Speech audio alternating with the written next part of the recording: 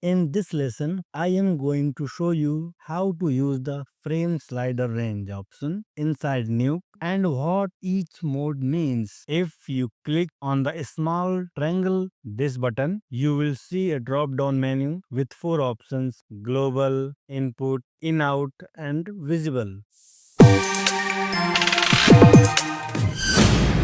Global, this shows the complete frame range of your project. If we press S, the frame range is 1 to 132 and it is showing full frame range as per your project setting. For example, I take new window. If your project is from 1 to 132, then global shows full project frame range. It means if we double click on this footage, it shows it is 1 to 132 and I press S and change project setting frame range from 6 to 130. Then the global frame range will be 6 to 130 because of your project setting frame range. The next is input.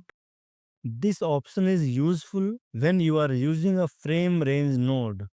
This one, if I plug it and change the frame range 10 to 110, then the timeline will show you frame range according to your frame range node. If you change your input to global option, it will show project setting frame range, and if we select input, it will show the frame range as per the frame range node. If your input read node has a frame range from frame 16 to 100, then in the input mode only that section will play. If we play, then it will play only 16 to 100 frame. If you don't want to change your global project frame range but only test a part of a clip, then use this method.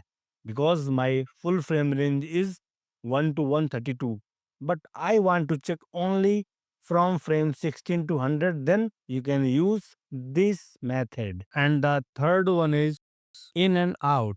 If we go global and I choose this frame 20, press I or this button, you will get a key, and the end frame, I think 75, press O or this O button. This option limits playback to the in and out point set on the timeline. Now if you can play footage, it will play in and out point keys. I want to tell you a shortcut tip. There is a button highlighted, this one. If you click on it, the in and out button will clear, and if you click again, the in and out button active. You can also use this option for a specific frame range. The global frame range is 6 to 130. Footage frame range is 1 to 132. Frame range is 16 to 100. And in and out point is 20 to 75.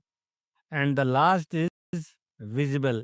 If we choose visible, then you can see all frame ranges like in, out, input, and global. If you choose only input, you see frame range 16 to 100. If you choose in and out, you can see only in and out. If you choose global, it will show the full frame range. But if you choose visible, you can see full timeline, global, input, and in out.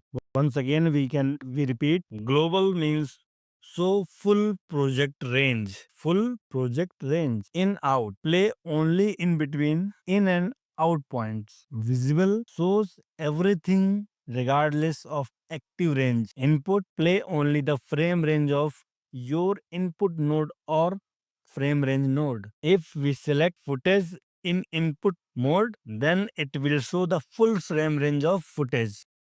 The final tip is you can switch between these modes anytime, depending on what part of the timeline you want to work with. It's a great way to focus your timeline for a specific task like preview a shot or debugging, or you want to fix a limited frame range. Hope this helped you understand how the frame slider range works inside Nuke. If you found it useful, don't forget to like and subscribe to the channel.